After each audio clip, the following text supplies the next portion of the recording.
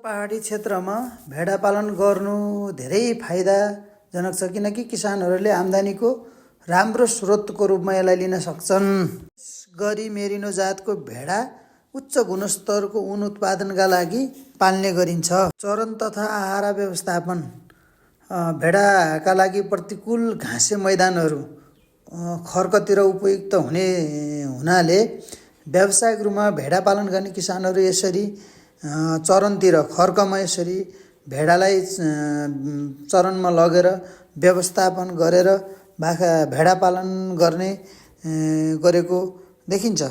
यसरी उच्च हिमालमा पालिएका भेडाहरूको ऊन चाहिँ एकदम उपयुक्त हुने भएको हुनाले गुणस्तरयुक्त ऊन को सँगसँगै गुणस्तरीय मासु उत्पादन पनि गर्ने गरिन्छ र यसको बजारीकरणको लागि मासु एकदम खोजी बजारीकरण गर्ने भएको हुनाले एकदमै राम्रो पनि मानिन्छ।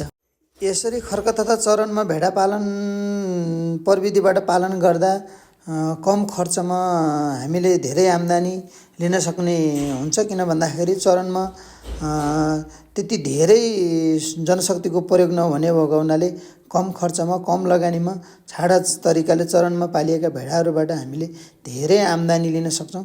किन भन्दाखेरि धेरै खर्च गर्नु पर्दैन, त्यो भएको कारणले आम्दानीको स्रोतको रूपमा लिन सकिन्छ।